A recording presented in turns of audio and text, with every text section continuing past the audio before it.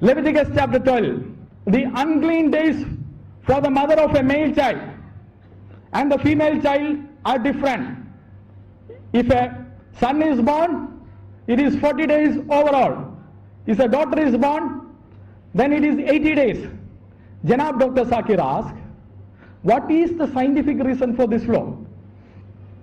I never understood. The laws are always established through the science. I thought in every country, in every situation, laws are established according to the social reasons, according to the cultural reasons, according to the religious reasons, and there could be scientific reason as well. Correct?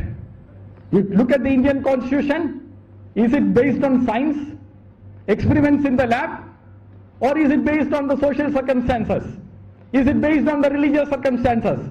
Is it based on the cultural circumstances? Now you must ask, is there any reason for this difference? Rather than asking, is there any scientific reason? Now if you read the same chapter, Leviticus chapter 12, it gives three different things when a child is born. It gives the number of the unclean days, it speaks about the circumcision, it speaks about the sacrifices. Sacrifices for a male child and female child are exactly the same. In other words, the religious importance value in the sight of Lord is the same. But the circumcision is only for the male child and not for the female child. And according to the Abrahamic covenant, which was given before the covenant of the commandment to the prophet Moses, on which day the male child should be circumcised? 8th day, correct? It is said very clearly in Genesis chapter 17 verse 12. 8th day the male child should be circumcised. If the 8th day male child should be circumcised, should the mother be there with the child or not? Mother should be there with the child, correct? And for the mother to be there with the child, mother can be only clean for 7 days, not 14 days. Now that is just one of the religious reasons. Just one. There are many other reasons I will give. Laws are not only to encourage certain practices, they are also to discourage certain practices. What was the practice that the Bible tried to discourage through this commandment? Female circumcision was very prevalent at that time in Egypt. It is still prevalent in Egypt. It is still prevalent in many Islamic countries. But if God makes the mother unclean even on the 8th day, can they practice the female circumcision? No.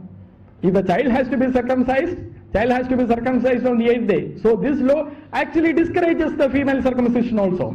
Unfortunately, female circumcision, the teaching of the circumcision is not given in the Quran. It is given in the Hadith. When the Hadith gives the circumcision, it teaches both. In Sahih Muslim book number 3, Hadith number 684, Sunnah Abu Dawud book number 1, Hadith number 216, Sunnah Abu Dawud book number 36, Hadith number 5251, Imam Malik's Mutwa book number 2, book number 2, Hadith number 73. It teaches the female circumcision. Bible discourages such evil practices through this law. Now we saw one of the religious reasons. It is to encourage the male circumcision and discourage the female circumcision. Now I am asking a commonsensical question. What does the unclean days mean? The unclean days means the mother cannot do any work. Everything has to be provided to her. She has to sit with the child. The food has to be provided to her. She has to be attended to. She cannot do any activities, but all things has to be provided to her. In our language, it should be known as maternity leave. If a female child is born, maternity leave is double than of the male child. Bible gives preferential treatment to the woman. Let us make this very clear, because you will see the same principle again in the next question. Bible gives preferential treatment to the woman, which the modern society brings. Bible has given preferential treatment to the woman 3,000 years back, because the God who gave these laws is the God the Father. He has the heart for his daughters. and he gives preferential to them over the males.